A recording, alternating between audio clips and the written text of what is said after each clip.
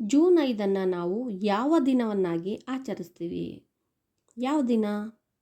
ಪರಿಸರ ದಿನ. ಜೂನ್ 5 ನಾವು ವಿಶ್ವ ಪರಿಸರ ದಿನವನ್ನಾಗಿ ಆಚರಿಸ್ತಾ ಇದ್ದೀವಿ. ಯಾವ ದಿನವನ್ನು ಮರೆತರೂ ಕೂಡ ನಾವು ಈ ದಿನವನ್ನು ಯಾವತ್ತಿಗೂ ಕೂಡ ಮರಿಬಾರ್ದು. ಈ ದಿನದ ಮಹತ್ವವನ್ನು ಮರಿಬಾರ್ದು. ಯಾಕೆಂದರೆ ಪರಿಸರ ಎಲ್ಲ ಜೈವಿಕ ಅಜೈವಿಕ ಸಂಕುಲಗಳಿಗೆ ನೆಲೆ, ನಮ್ಮ ಮನೆ ಅಂತಲೇ ಹೇಳ್ಬೋದು. ಪರಿಸರ ಇದ್ದರೆ ಎಲ್ಲ, ಪರಿಸರ ಇಲ್ಲ ಅಂದರೆ ನಮಗೆ ಮನೆಯೇ ಇಲ್ಲ. ಪರಿಸರದ ನಾಶ ಮಾನವನ ನಾಶನೇ.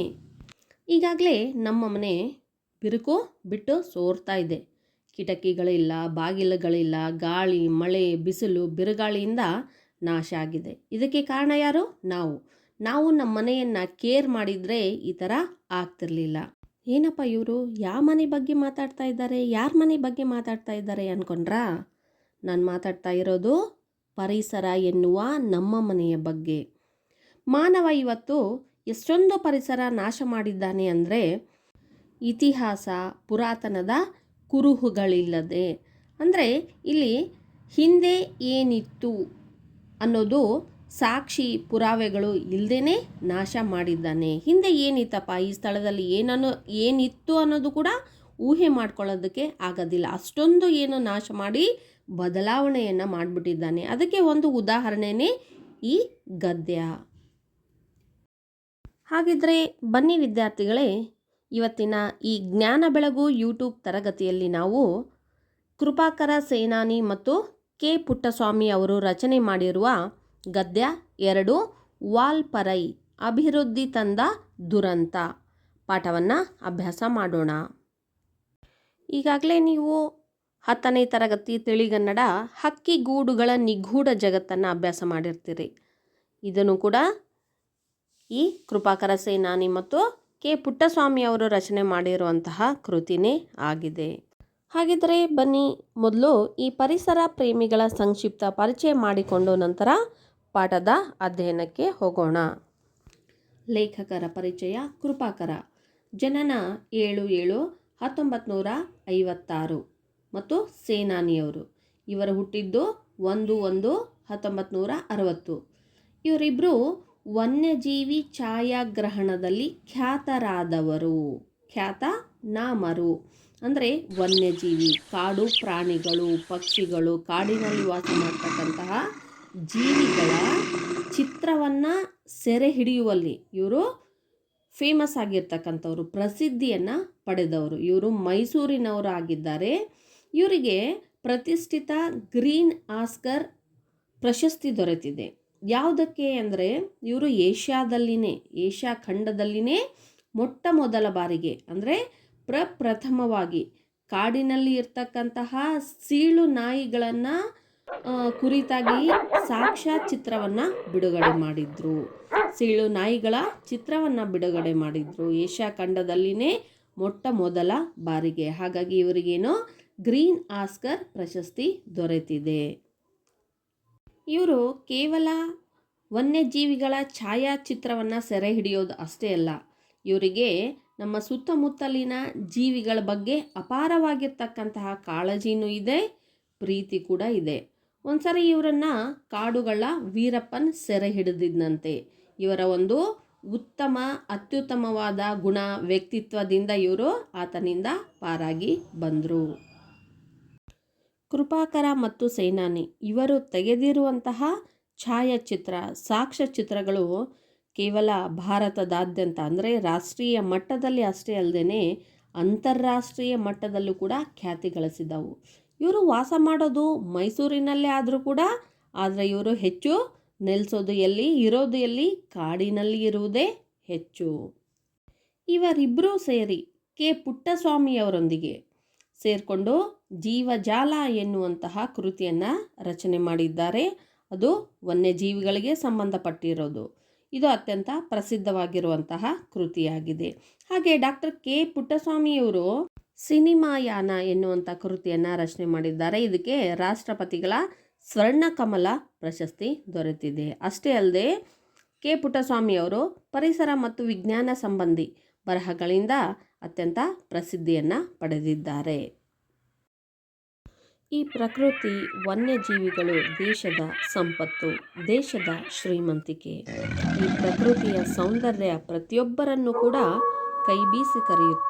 ಪ್ರವಾಸ ಕೈಗೊಳ್ಳೋದು ಯಾಕೆ? ಈ ಪ್ರವಾಸ ನಮಗೆ ಮನಗಳನ್ನು ತೃಪ್ತಿಗೊಳಿಸುತ್ತೆ. ಈ ಪ್ರಕೃತಿ ಸೌಂದರ್ಯವನ್ನು ನೋಡಿದರೆ ಎಲ್ಲವನ್ನ ಮರೆತು ಆ ಪ್ರಕೃತಿ ಸೌಂದರ್ಯದಲ್ಲಿನೇ ಲೀನರಾಗ್ಬಿಡ್ತೀವಿ. ಹಾಗಂದ ಮಾತ್ರಕ್ಕೆ ಪ್ರವಾಸಕ್ಕೆ ಬಂದು ಪ್ರಕೃತಿಯನ್ನು ಮನುಷ್ಯ ತನ್ನ ಕೃತ್ಯಗಳಿಂದ, ಸಾಹಸ ಪ್ರವೃತ್ತಿಗಳಿಂದ ಕಾಡನ್ನು, ಪ್ರಕೃತಿಯನ್ನು ಹಾಳು ಮಾಡೋದು ಅಲ್ಲ, ಅದು ತಪ್ಪು. ಇದರಿಂದ ಏನಾಗುತ್ತೆ? ಜೀವ ಜಗತ್ತಿನಲ್ಲಿನೇ ಏರುಪೇರುಗಳಾಗುತ್ತೆ. ಹಾಗೆ ಇದು ದುರಂತಕ್ಕೆ ಕಾರಣವಾಗುತ್ತೆ. ಇದು ಸಡನ್ನಾಗಿ ಆಗುವಂಥದ್ದಲ್ಲ, ನಿಧಾನವಾಗಿ ಆಗುವಂತಹ ಒಂದು ಪ್ರಕ್ರಿಯೆ. ಹೀಗೆ ಜೈವಿಕ ಜಗತ್ತಿನ ಏರುಪೇರುಗಳಿಂದ ಏನೆಲ್ಲ ದುರಂತಗಳು ಆಗುತ್ತೆ ಅನ್ನೋದರ ಕುರಿತಾಗಿ ಈ ಲೇಖನ ನಮಗೆ ತಿಳಿಸ್ಕೊಡ್ತಾ ಇದೆ. ಒಂದು ಜೀವಿ ವಿಕಸನಗೊಳ್ಳೋದಕ್ಕೆ ಲಕ್ಷ ಕೋಟಿ ವರ್ಷಗಳು ಬೇಕಾಗುತ್ತೆ. ಇಂತಹ ವೈವಿಧ್ಯಮಯವಾಗಿರ್ತಕ್ಕಂತಹ ಜೀವಿಗಳ ನಾಶವನ್ನು ಮನುಷ್ಯ ತನ್ನ ಸ್ವಾರ್ಥಕ್ಕಾಗಿ ಅಭಿವೃದ್ಧಿಪರ ಕಾರ್ಯಗಳನ್ನು ಮಾಡ್ತಾ ಬಂದಿದ್ದಾನೆ. ಇದಕ್ಕೆ ವಾಲ್ಪರೈ ಒಂದು ಸಾಕ್ಷಿಯಾಗಿದೆ. ಏನಿದು ವಾಲ್ಪರೈ? ಹಾಗಂದರೆ ಏನು? ವಾಲ್ಪರೈ ಇದು ತಮಿಳುನಾಡಿಗೆ ಸೇರಿದ ಕಣಿವೆ ಪ್ರದೇಶ. ತಮಿಳುನಾಡು ಭಾರತದ ದಕ್ಷಿಣ ಭಾಗದಲ್ಲಿ ಬರ್ತಕ್ಕಂಥದ್ದು. ದಕ್ಷಿಣ ಭಾರತ ಅಂತ ಹೇಳ್ತಾ ಇದ್ದೀವಿ. ದಕ್ಷಿಣ ಭಾರತದಲ್ಲಿ ಬರುವಂತಹ ಒಂದು ರಾಜ್ಯ ತಮಿಳುನಾಡು. ನಮ್ಮ ಕರ್ನಾಟಕದ ನೆರೆ ರಾಜ್ಯ ಕೇರಳ, ತಮಿಳುನಾಡು ಇವು ನೆರೆ ರಾಜ್ಯಗಳು. ಕಣಿವೆ ಪ್ರದೇಶ, ತಮಿಳುನಾಡಿನ ಒಂದು ಕಣಿವೆ ಪ್ರದೇಶ. ಕಣಿವೆ ಅಂತಂದರೆ ಏನು? ತಗ್ಗು ಪ್ರದೇಶ. ತಗ್ಗು ಪ್ರದೇಶವನ್ನು ಕಣಿವೆ ಅಂತ ಹೇಳಲಾಗುತ್ತೆ. ಎರಡು ಪರ್ವತ ಶಿಖರಗಳ ನಡುವಿನ ಪ್ರದೇಶವನ್ನು ಏನಂತ ಕರೀಲಾಗುತ್ತೆ? ಕಣಿವೆ ಪ್ರದೇಶ ಅಂತ ಕರೀಲಾಗುತ್ತೆ. ಪರೈ ಅಂದರೆ ಬಂಡೆಗಲ್ಲು. ಒಂದು ಹಾಸುಗಲ್ಲು, ಒಂದು ದೊಡ್ಡ ಬಂಡೆಗಲ್ಲನ್ನು ಪರೈ ಅಂತ ತಮಿಳಿನಲ್ಲಿ ಕರೆಯಲಾಗುತ್ತೆ. ಬಂಡೆಗಳಿಂದ ಆವೃತವಾದ ಕಾಡನ್ನು ತಮಿಳಿನಲ್ಲಿ ವಾಲ್ಪರೈ ಎನ್ನುವರು. ಕಾಡು ಅಂತಂದರೆ ಯೂಶ್ವಲ್ ಆಗಿ ಏನಿರುತ್ತೆ? ಅಲ್ಲಿ ಗಿಡ ಮರಗಳು ಹೆಚ್ಚಾಗಿರುತ್ತೆ, ವನ್ಯಜೀವಿಗಳು. ಇದು ವಾಲ್ಪರೈ ಎನ್ನುವಂಥದ್ದೇನಿದು ಬಂಡೆಗಳಿಂದ ಆವೃತವಾಗಿರ್ತಕ್ಕಂತಹ, ಇಲ್ಲಿ ಬಂಡೆಗಲ್ಲುಗಳನ್ನು ಕೂಡ ನಾವು ಈ ಕಾಡಿನಲ್ಲಿ ಕಾಣ್ತಾ ಇದ್ವಿ. ಹಾಗಾಗಿ ಇದನ್ನು ಏನಂತ ಕರೀಲಾಗುತ್ತೆ? ಬಂಡೆಗಲ್ಲಿನಿಂದ ಆವೃತವಾಗಿರ್ತಕ್ಕಂತಹ ಕಾಡನ್ನು ತಮಿಳು ಭಾಷೆಯಲ್ಲಿ ವಾಲ್ಪರೈ ಅಂತ ಕರೀತಾರೆ. ವಾಲ್ಪರೈ ಇದು ಮಧುಮಲೈ ಕಾಡಿನ ಸೆರಗಿನಲ್ಲಿರುವ ಒಂದು ಸ್ಥಳ. ಮಧುಮಲೈ ಕಾಡೇನಿದೆಯಲ್ಲ, ಆ ಕಾಡಿನ ಅಂಚಿನಲ್ಲಿ ಇರುವಂಥ ಒಂದು ಸ್ಥಳ ಇದಾಗಿದೆ. ಇಲ್ಲಿ ಸೂರ್ಯನ ಕಿರಣ ಪ್ರವೇಶಿಸಲು ಕಷ್ಟವೆನ್ನುವಷ್ಟು ದಟ್ಟವಾಗಿದ್ದ ಈ ಅರಣ್ಯ ಪ್ರದೇಶವು ಅಭಿವೃದ್ಧಿಯ ಹೆಸರಲ್ಲಿ ಬರಡಾಗಿ ಹೋಗಿದೆ. ಎಷ್ಟೊಂದು ದಟ್ಟವಾಗಿತ್ತು ಅಂದರೆ, ಕಾಡುಗಳಲ್ಲಿ ಸಾಂದ್ರತೆ ಎಷ್ಟು ಇತ್ತು ಅಂತಂದರೆ ಸೂರ್ಯನ ಕಿರಣಗಳು ಕೂಡ ಬೀಳ್ತಾ ಇರಲಿಲ್ವಂತೆ. ಅಂದರೆ ಸೂರ್ಯನ ಕಿರಣಗಳಿಗೂ ಕೂಡ ಪ್ರವೇಶ ಆಗೋದಕ್ಕೆ, ಸೂರ್ಯನ ಕಿರಣ ಬೀಳೋದಕ್ಕೆ ದಾರಿನೇ ಇರ್ತಾ ಇರಲಿಲ್ಲ. ಅಷ್ಟೊಂದು ಮರಗಳು ಏನಾಗಿದ್ವು? ದಟ್ಟವಾಗಿ ಬೆಳೆದ್ಬಿಟ್ಟಿದ್ವು. ಅಷ್ಟೊಂದು ದಟ್ಟ ಅರಣ್ಯ ಯಾವುದಾಗಿತ್ತು? ವಾಲ್ಪರೈ. ಇಂಥ ಒಂದು ದಟ್ಟ ಅರಣ್ಯ ಪ್ರದೇಶ ಇವತ್ತು ಅಭಿವೃದ್ಧಿಯ ಹೆಸರಿನಲ್ಲಿ ಏನಾಗಿದೆ? ಬರಡಾಗಿ ಹೋಗಿದೆ. ಕಾಡು ಎಲ್ಲಿತ್ತು ಅನ್ನೋದು ಕೂಡ ಒಂದು ಕುರುಹು ಕೂಡ ಇಲ್ಲದಂತೆ ಬರಡಾಗಿ ಹೋಗ್ಬಿಟ್ಟಿದೆ. ಪಾಠ 2 ವಾಲ್ಪರೈ ಅಭಿವೃದ್ಧಿ ತಂದ ದುರಂತ. ರಚನಾಕಾರರು ಕೃಪಾಕರ ಸೇನಾನಿ ಮತ್ತು ಕೆ ಪುಟ್ಟಸ್ವಾಮಿಯವರು. ಪಾಠ ಪ್ರವೇಶ. ಪಾಠಕ್ಕಿಂತ ಮುಂಚಿತವಾಗಿ ತಿಳ್ಕೊಳ್ಬೇಕಾಗಿರ್ತಕ್ಕಂಥ ಕೆಲವು ಅಂಶಗಳು. ಮಾನವನ ಎಲ್ಲ ಅವಶ್ಯಕತೆಗಳನ್ನು ಪೂರೈಸುವ ಶಕ್ತಿ ಈ ಭೂಮಿಗೆ ಇದೆ, ಆದರೆ ಅವನ ದುರಾಸೆಗಳನ್ನಲ್ಲ ಎಂದು ಫ್ರಾನ್ಸ್ನ ಬೇಕನ್ ಎಂಬ ತತ್ವಜ್ಞಾನಿ ಹೇಳಿದ ಮಾತು. ಅಂದರೆ ಪ್ರಕೃತಿಗೆ, ಈ ಭೂಮಿಗೆ ಮಾನವನ ಎಲ್ಲ ಅವಶ್ಯಕತೆಗಳನ್ನು ಪೂರೈಸುವಂತಹ ಶಕ್ತಿ ಇದೆ. ಅದನ್ನು ನಾವು ಉಪಯೋಗ ಮಾಡ್ಕೊಳ್ತಾ ಇದ್ವಿ. ಗಾಳಿ, ನೀರು, ಬೆಳಕು, ಭೂಮಿ, ಆಹಾರ, ಖನಿಜ ಸಂಪತ್ತು ಈ ಎಲ್ಲವೂ ಎಲ್ಲಿಂದ ಸಿಗ್ತಾ ಇದೆ? ನಿಸರ್ಗದಿಂದ ಸಿಗ್ತಾ ಇದೆ, ಪ್ರಕೃತಿಯಲ್ಲಿ ಸಿಗ್ತಾ ಇದೆ. ಹೀಗೆ ಮಾನವನ ಬೇಕು ಬೇಡಗಳನ್ನು ಎಲ್ಲವನ್ನೂ ಕೂಡ ಭೂಮಿ ಏನು ಮಾಡ್ತಾ ಇದೆ? ಇವತ್ತು ಪೂರೈಸ್ತಾ ಇದೆ. ಆದರೆ ಆತನ ದುರಾಸೆಗಳನ್ನು ಪೂರೈಸುವಂಥ ಶಕ್ತಿ ಭೂಮಿಗಿಲ್ಲ. ದುರಾಸೆ ಅಂದರೆ ಏನು? ಅತಿಯಾದ ಆಸೆ. ಇನ್ನೂ ಬೇಕು, ಇನ್ನೂ ಬೇಕು, ಇವತ್ತು ಬೇಕು, ಈಗ ಬೇಕು, ನಾಳೆ, ಇನ್ನು ಭವಿಷ್ಯದಲ್ಲಿ ಬೇಕು ಎನ್ನುವ ದುರಾಸೆ, ತೃಪ್ತಿ ಇಲ್ಲದ ಜೀವ, ಇದು ಪ್ರಕೃತಿಯ ವಿನಾಶಕ್ಕನೇ ಕಾರಣವಾಗ್ಬಿಡುತ್ತೆ. ತಿಳಿದವರು ಆಸೆನೇ ದುಃಖಕ್ಕೆ ಕಾರಣ ಅಂತ ಹೇಳಿದರು. ಹೌದಾ? ಇದು ದುರಾಸೆ. ದುರಾಸೆ ಯಾವುದಕ್ಕೆ ಕಾರಣ ಆಗುತ್ತೆ? ದುರಾಸೆ ವಿನಾಶಕ್ಕೆ ಕಾರಣ ಆಗುತ್ತೆ. ಈ ಫ್ರಾನ್ಸ್ನ ಬೇಕನ್ ತತ್ವಜ್ಞಾನಿ ಹೇಳಿರುವಂತಹ ಮಾತು ಯಾರಿಗೂ ಕೂಡ ಅರ್ಥ ಆಗಿಲ್ಲ, ಯಾರ ಮನಸ್ಸನ್ನು, ಅಂತರಾಳವನ್ನು ತಲುಪಿಲ್ಲ. ಅಂದರೆ ಏನಿಲ್ಲಿ, ಇನ್ನೂ ಮನುಷ್ಯ ದುರಾಸೆಯನ್ನು, ಅತಿಯಾಸೆಯನ್ನು ಮಾಡ್ತಾ ಮಾಡ್ತಾ ಪ್ರಕೃತಿಯನ್ನು ನಾಶ ಮಾಡ್ತಾ ಹೋಗ್ತಾನೇ ಇದ್ದಾನೆ. ಈ ದುರಾಸೆಯೇ ಪ್ರಕೃತಿಯ ಅಸಮತೋಲನಕ್ಕೆ, ಏರುಪೇರಿಗೆ ಕಾರಣವಾಗ್ತಾ ಇದೆ. ಆ ಏರುಪೇರು ಮನುಷ್ಯನ ಜೀವನದಲ್ಲಿ ಅತ್ಯಂತ ದುಷ್ಪರಿಣಾಮವನ್ನು ಬೀರ್ತಾ ಹೋಗುತ್ತೆ. ಹಣ, ದುಡ್ಡಿನ ಬೆನ್ನತ್ತಿ ಮನುಷ್ಯ ಪ್ರಕೃತಿಯ ನಾಶವನ್ನು ಮಾಡ್ತಾ ಇದ್ದಾನೆ. ಪ್ರಕೃತಿಯ ಮೇಲೆ ತನ್ನ ಅಧಿಕಾರವನ್ನು ಸಾಧಿಸ್ತಾ ಇದ್ದಾನೆ.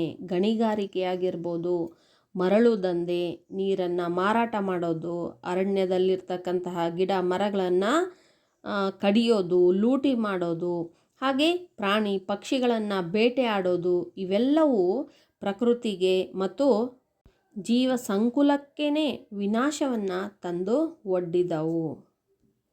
ಅರಣ್ಯ ನಾಶದಿಂದ ಏನೆಲ್ಲ ಆಗುತ್ತೆ ಅನ್ನೋದರ ಅರಿವು ಕೂಡ ಮನುಷ್ಯಗೆ ಅರಿವಿದ್ದೇ ಮಾಡ್ತಾ ಇದ್ದಾನೆ. ಈ ಅರಣ್ಯ ಕಾಡು ಅನ್ನೋದು ಪ್ರಾಣಿ ಪಕ್ಷಿಗಳಿಗೆ ವಾಸಸ್ಥಳ. ಇದನ್ನೇ ನಾಶ ಮಾಡೋದ್ರಿಂದ ಏನಾಗುತ್ತೆ? ಪ್ರಾಣಿ ಸಂತತಿ, ಪ್ರಾಣಿ ಸಂಕುಲ ಅನ್ನೋದೇ ನಾಶವಾಗಿ ಹೋಗುತ್ತೆ. ಹಾಗೆ ಅರಣ್ಯ ನಾಶದಿಂದ ಹವಾಮಾನದಲ್ಲಿ ವೈಪರೀತ್ಯ, ಏರುಪೇರನ್ನು ಕಾಣ್ತಾ ಇದ್ವಿ. ಇವತ್ತು ನಾವು ಅನುಭವಿಸ್ತಕ್ಕಂತಹ ಅತಿಯಾದಂತಹ ಬಿಸಿಲು, ಚಂಡಮಾರುತ, ಬಿರುಗಾಳಿ, ಅತಿವೃಷ್ಟಿ, ಅನಾವೃಷ್ಟಿ, ಇವೆಲ್ಲವುಗಳು ಯಾವುದರಿಂದ ಆಗ್ತಾ ಇದ್ದವು? ಅರಣ್ಯ ನಾಶದಿಂದಲೇ ಆಗ್ತಾ ಇದ್ದವು. ಬರಗಾಲ, ಜಲಮೂಲಗಳ ನಾಶ, ಇದರಿಂದ ನಾನಾ ಕಾಯಿಲೆಗಳಿಗೆ ತುತ್ತಾಗಿ ಇದು ಏನಾಗಿದೆ?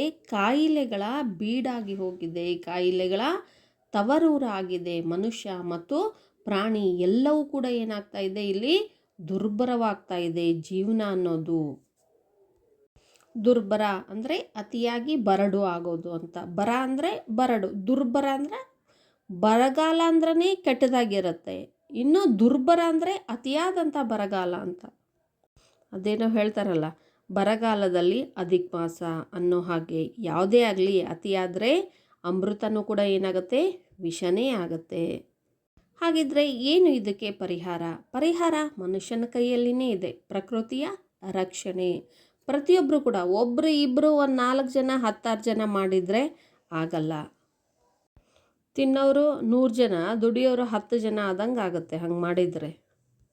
ಪ್ರತಿಯೊಬ್ಬರಲ್ಲಿ ಪ್ರಕೃತಿಯನ್ನು, ನಿಸರ್ಗವನ್ನು, ಕಾಡನ್ನು ರಕ್ಷಿಸೋದು, ಉಳಿಸೋದು, ಬೆಳೆಸುವಂತಹ ಮನೋಭಾವ ಮೂಡಿ ಬರಬೇಕು. ಅದಕ್ಕೆ ಕಾರ್ಯಪ್ರವೃತ್ತರಾಗಬೇಕು. ಇಲ್ಲಾಂದರೆ ನಾವು ಮುಂದಿನ ಜನ್ರೇಷನ್ಗೆ ಏನು ಕೊಡೋದಕ್ಕೆ ಸಾಧ್ಯವಿಲ್ಲ. ಅತಿಯಾದ ದುರಾಸೆಯಿಂದ ನೈಸರ್ಗಿಕ ಸಂಪತ್ತನ್ನೆಲ್ಲ ಬಳಸಿಕೊಂಡು ಹಾಳು ಮಾಡಿಕೊಂಡ್ರೆ ಮುಂದಿನ ಪೀಳಿಗೆಗೆ ಯಾವ ನೈಸರ್ಗಿಕ ಸಂಪತ್ತು ಕೂಡ ಉಳಿಯೋದಿಲ್ಲ. ಈ ದಿಕ್ಕಿನಲ್ಲಿ ನಾವು ಯೋಚನೆ ಮಾಡಬೇಕು ಮತ್ತು ಕಾರ್ಯಪ್ರವೃತ್ತರಾಗಬೇಕಾಗಿದೆ. ವಾಲ್ಪರೈ ಅಭಿವೃದ್ಧಿ ತಂದ ದುರಂತ, ಇದು ಒಂದು ಲೇಖನ. ಮನುಷ್ಯ ಅಭಿವೃದ್ಧಿಯ ಹೆಸರಿನಲ್ಲಿ, ಅಭಿವೃದ್ಧಿಯ ನೆಪದಲ್ಲಿ ಎಷ್ಟೊಂದು ಜೀವ ಸಂಕುಲಗಳ ನಾಶವನ್ನು ಮಾಡಿದ್ದಾನೆ. ಜೀವ ಸಂಕುಲವನ್ನು ಸಮಸ್ಯೆಗೆ ತಳ್ಳಿದ್ದಾನೆ, ನೂಕಿದ್ದಾನೆ ಎನ್ನುವಂತಹ ಒಳನೋಟವನ್ನು ನಾವು ಈ ಗದ್ಯ ಭಾಗದಲ್ಲಿ ಕಾಣ್ತೀವಿ. 18ನೇ ಶತಮಾನದ ಅಂತ್ಯಭಾಗ, ಅಂತ್ಯ ಅಂದರೆ ಕೊನೆಯ ಭಾಗ ಅಂತ. ಬ್ರಿಟಿಷರು ರಾಷ್ಟ್ರದೆಲ್ಲೆಡೆ ಅಧಿಪತ್ಯ ಅಂದರೆ ಅಧಿಕಾರ ಅಥವಾ ಅಟ್ಟಹಾಸ ಸಾಧಿಸಿದ್ದ ಸಮಯ. ಅನನ್ಯ ಜೀವ ಸಂಕುಲಗಳಿಂದ, ಅನನ್ಯ ಅಂದರೆ ಬಗೆಯ, ವಿವಿಧ ಜೀವ ಸಂಕುಲಗಳಿಂದ ಸಮೃದ್ಧವಾಗಿದ್ದ ಪಶ್ಚಿಮ ಘಟ್ಟ ಶ್ರೇಣಿಯ, ಶ್ರೇಣಿ ಅಂದರೆ ಸಾಲು, ನಡುವಿನ ಒಂದು ದಟ್ಟ ಅರಣ್ಯ ಪ್ರದೇಶ. ಈ ಪ್ರದೇಶಕ್ಕೆ ಆಗ ಹೆಸರೇ ಇರಲಿಲ್ಲ. ಗಗನ ಚುಂಬಿ ಮರಗಳ, ಗಗನ ಅಂದರೆ ಆಕಾಶ, ಚುಂಬಿ ಅಂತಂದರೆ ಚುಂಬಿಸೋದು, ಮುತ್ತಿಕ್ಕೋದು ಅಂತ. ಮರಗಳ ಮೇಲ್ಛಾವಣಿ, ಮೇಲ್ಛಾವಣಿ ಅಂದರೆ ಹೊದಿಕೆ. ಮೇಲ್ಛಾವಣಿಯನ್ನು ಭೇದಿಸೋದು ಅಂದರೆ ಇಲ್ಲಿ ಸೀಳೋದು ಅಂತ. ಭೂಸ್ಪರ್ಶ ಮಾಡಲು ಸೂರ್ಯನ ಕಿರಣಗಳು ಸೆಣಸುತ್ತಿದ್ದವು. ಸೆಣಸು ಅಂದರೆ ಹೋರಾಡು. ದಟ್ಟವಾದ ಕಾಡು, ನಡುವೆ ಹುಲ್ಲುಗಾವಲುಗಳ ಅನಂತ ಬಯಲು. ಅನಂತ ಅಂದರೆ ಕೊನೆಯಿಲ್ಲದ. ಅದರ ಏಕತಾನತೆ ಅಂದರೆ ಒಂದೇ ರೀತಿ, ಒಂದೇ ಥರ ಅಂತ. ಮುರಿಯುವ ಶೋಲಾ ಕಾಡುಗಳು, ಪರ್ವತ ಶ್ರೇಣಿಗಳ ನಡುವೆ ಅಕ್ಷಾಂಶ ರೇಖಾಂಶಗಳನ್ನು ಬರೆದಂತೆ ಹರಿವ ಹಳ್ಳ ಕೊಳ್ಳಗಳು. ಅಕ್ಷಾಂಶ ರೇಖಾಂಶಗಳು ಅಂತಂದರೆ ಇದು ಮನುಷ್ಯ ನಿರ್ಮಾಣ ಮಾಡಿರುವಂಥ ಕಾಲ್ಪನಿಕ ರೇಖೆಗಳು. ಸ್ಥಳದ ಗುರುತಿಸುವಿಕೆಗಾಗಿ ಮನುಷ್ಯ ಮಾಡಿರ್ತಕ್ಕಂಥ ಕಾಲ್ಪನಿಕ ರೇಖೆಗಳು, ಇಮ್ಯಾಜಿನರಿ ಲೈನ್ಸ್, ಇವುಗಳನ್ನೇನಂತ ಕರೀಲಾಗುತ್ತೆ? ಅಕ್ಷಾಂಶ ರೇಖಾಂಶಗಳು ಅಂತ ಕರೀಲಾಗುತ್ತೆ. ಕಗ್ಗತ್ತಲ ಖಂಡ ಎಂದು ಹೆಸರಾಗಿದ್ದ ಆಫ್ರಿಕಾದಂತೆ, ಕಗ್ಗತ್ತಲು ಅಂದರೆ ಅತಿಯಾದ ಕತ್ತಲು, ಖಂಡ ಅಂದ್ರೇನು? ಭಾಗ ಅಥವಾ ಒಂದು ತುಂಡು ಅಂತ. ಎಂದು ಹೆಸರಾಗಿದ್ದ ಆಫ್ರಿಕಾದಂತೆ ಅದು ಹೊರಗಿನ ಜನರಿಗೆ ಪರಿಚಯವಿರಲಿಲ್ಲ. ನಂತರದ ದಿನಗಳಲ್ಲಿ ವಾಲ್ಪರೈ ಎಂದು ನಾಮಕರಣಗೊಂಡ ಈ ನಿಗೂಢ ಪ್ರದೇಶ, ನಿಗೂಢ ಅಂದರೆ ರಹಸ್ಯ, ಯಾರಿಗೂ ಗೊತ್ತಿಲ್ಲದೆ ಇರುವಂತಹ ಪ್ರದೇಶ ಅಂತ. ಅಂತರಂಗವನ್ನು ಭೇದಿಸುವಂತಹ ಸಾಹಸಿಗರು ಯಾರೂ ಅಲ್ಲಿಗೆ ಬಂದಿರಲಿಲ್ಲ. ಅಂತರಂಗ ಅಂದರೆ ಕಾಡಿನ ಒಳಗೆ, ಭೇದಿಸೋದು ಅಂದರೆ ಅದನ್ನು ಮೆಟ್ಟಿ ನಿಲ್ಲೋದು ಅಂತ, ಅದರೊಳಗಡೆ ಪ್ರವೇಶ ಮಾಡೋದು. 18ನೇ ಶತಮಾನದ ಅಂತ್ಯಭಾಗ. 18ನೇ ಶತಮಾನದ ಅಂತ್ಯಭಾಗ ಅಂದರೆ ಇನ್ನೇನು 18ನೇ ಶತಮಾನ ಮುಗಿಯಕ್ಕೆ ಬರ್ತಾ ಇದೆ, ಅಂದರೆ ಕೊನೆಯ ಒಂದು ಘಟ್ಟ. 1750 ಅಂತಂದರೆ ಏನಿದು? 18ನೇ ಶತಮಾನದ ಮಧ್ಯಭಾಗ ಅಂತ ಹೇಳ್ತಾ ಇದ್ವಿ. ಕೊನೆಯ ಭಾಗ ಅಂತಂದರೆ ಏನಿದು? 75, 80, 80ರ ಮೇಲೆ ಇರುವಂತಹದ್ದನ್ನು ಏನಂತ ಹೇಳಲಾಗುತ್ತೆ ಇಲ್ಲಿ? 18ನೇ ಶತಮಾನದ ಅಂತ್ಯಭಾಗ. ಆಗ 18ನೇ ಶತಮಾನ ಇನ್ನೇನು ಮುಗಿತಾ ಬರ್ತಾ ಇದೆ. ಕೊನೆಯ ಒಂದು ಅವಧಿಯಲ್ಲಿ ಬ್ರಿಟಿಷರದು ದೇಶದಾದ್ಯಂತ ಎಲ್ಲಿ ನೋಡಿದರೂ ಬ್ರಿಟಿಷರ ಅಟ್ಟಹಾಸನೆ, ಅಧಿಕಾರನೇ. ನಿಧಾನಕ್ಕೆ ವ್ಯಾಪಾರದ ಹೆಸರಿನಲ್ಲಿ ನೆಪ ಮಾಡಿಕೊಂಡು ಬಂದಿರತಕ್ಕಂಥವರು ದೇಶದ ಸಂಪತ್ತನ್ನೆಲ್ಲ ಕಬಳಿಸ್ಕೊಂಡ್ಬಿಟ್ರು, ದೋಚಿಕೊಂಡ್ಬಿಟ್ರು. ಆ ಸಮಯ ಅಂದರೆ ಆ ಕಾಲ ಅಂತ. ಆಗ ಒಂದು ಪಶ್ಚಿಮ ಘಟ್ಟ ಶ್ರೇಣಿ, ಪಶ್ಚಿಮ ಘಟ್ಟ ಅಂದರೆ ಏನಿಲ್ಲಿ? ಪೂರ್ವ ಘಟ್ಟ, ಪಶ್ಚಿಮ ಘಟ್ಟ. ಪೂರ್ವ ಭಾಗಕ್ಕಿರೋದನ್ನ ಪೂರ್ವ ಘಟ್ಟ ಅಂತ ಕರೀಲಾಗುತ್ತೆ, ಪಶ್ಚಿಮ ಭಾಗಕ್ಕಿರೋದನ್ನ ಪಶ್ಚಿಮ ಘಟ್ಟ ಅಂತ ಕರೀಲಾಗುತ್ತೆ. ಭಾರತದ ಇದು ಒಂದು ದಕ್ಷಿಣ ಪ್ರದೇಶ, ಹೌದಾ? ಪಶ್ಚಿಮ ಘಟ್ಟ ಅಂದರೆ ಭಾರತದ ಒಂದು ಪಶ್ಚಿಮ ಭಾಗ, ದಕ್ಷಿಣಕ್ಕೆ ಬರುವಂಥ ಒಂದು ಪಶ್ಚಿಮ ಭಾಗ. ಈ ಪಶ್ಚಿಮ ಘಟ್ಟ ಅನ್ನೋದು ಎಲ್ಲಿಂದ ಪ್ರಾರಂಭವಾಗುತ್ತೆ? ಗುಜರಾತ್ ರಾಜ್ಯದಿಂದ ಪ್ರಾರಂಭವಾಗುತ್ತೆ. ಗುಜರಾತ್, ಮಹಾರಾಷ್ಟ್ರ, ನಂತರ ಗೋವಾ, ಕರ್ನಾಟಕ, ಕೇರಳ, ತಮಿಳುನಾಡು, ಹೌದಾ? ಈ ಎಲ್ಲ ರಾಜ್ಯಗಳನ್ನು ಒಳಗೊಂಡಿದೆ ಯಾವುದು? ಪಶ್ಚಿಮ ಘಟ್ಟ. ಆ ಪಶ್ಚಿಮ ಘಟ್ಟಗಳ ಶ್ರೇಣಿ ಅಂದರೆ ಸಾಲು, ಒಂದು ಶಿಖರ, ಪರ್ವತ, ಗುಡ್ಡ, ಮಧ್ಯದಲ್ಲಿ ಕಾಡುಗಳು, ಕಣಿವೆಗಳು, ಕಂದರಗಳು, ದಟ್ಟ ಅರಣ್ಯಗಳು ಕೂಡ ಇರುವಂತಹ ಪ್ರದೇಶ ಅದಾಗಿತ್ತು. ಇಲ್ಲಿ ಬಣ್ಣ ಬಣ್ಣದ, ತರಹದ, ವಿವಿಧ ಜಾತಿಯ, ಬಗೆಯ ಪ್ರಾಣಿಗಳು, ಪಕ್ಷಿಗಳು, ಬೇರೆ ಬೇರೆ ಒಂದು ಸಂಕುಲದ ಪ್ರಾಣಿ ಪಕ್ಷಿಗಳನ್ನು ಒಳಗೊಂಡಿರುವಂಥ ಒಂದು ಸಮೃದ್ಧವಾದ, ಒಂದು ಶ್ರೀಮಂತಿಕೆಯಿಂದ ಕೂಡಿರುವಂತಹ ದಟ್ಟವಾದ ಅರಣ್ಯ ಪ್ರದೇಶ ಇದಾಗಿತ್ತು. ಆದರೆ ಈ ಪ್ರದೇಶಕ್ಕೆ ಆಗ ಹೆಸರಿರಲಿಲ್ಲ, ಯಾವ ಒಂದು ಹೆಸರನ್ನು ಕೂಡ ಇನ್ನೂ ಇಟ್ಟಿರಲಿಲ್ಲ, ನಾಮಕರಣ ಮಾಡಿರಲಿಲ್ಲ. ಅಲ್ಲಿ ಮರಗಳು ಹೇಗಿದ್ದು ಅಂದರೆ ಗಗನಚುಂಬಿ ಮರಗಳು, ಗಗನವನ್ನೇ, ಆಕಾಶವನ್ನೇ ಚುಂಬಿಸ್ತಾ ಇದ್ವಂತೆ. ಆಕಾಶಕ್ಕೆ ಮುತ್ತು ಕೊಡುವಂತಹ ರೀತಿಯಲ್ಲಿ ಅಷ್ಟು ಎತ್ತರದ ಮರಗಳನ್ನು ಈ ಅರಣ್ಯ ಪ್ರದೇಶ ಹೊಂದಿತ್ತು. ಈ ದಟ್ಟವಾದ ಅರಣ್ಯದಲ್ಲಿ ಮರಗಳು ಒಂದಕ್ಕೊಂದು ಹತ್ತಿರವಾಗಿ, ಒಂದಕ್ಕೊಂದು ಹತ್ಕೊಂಡು ಅತಿ ಎತ್ತರವಾಗಿ ಛಾವಣಿ ಅಥವಾ ಹೊದಿಕೆಯನ್ನೇ ಹಾಕಿದಂತೆ ಇತ್ತಂತೆ.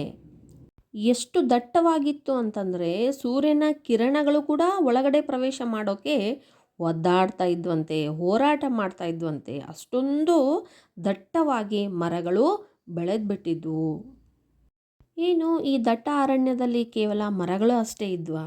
ಇಲ್ಲ, ಮರಗಳ ಜೊತೆಗೆ ಕೊನೆ ಇಲ್ಲದ ರೀತಿಯಲ್ಲಿ ಒಂದು ಬಯಲು ಪ್ರದೇಶ ಇತ್ತು, ಅಲ್ಲೆಲ್ಲ ಹುಲ್ಲು ಕೂಡ ಬೆಳೆದಿತ್ತು.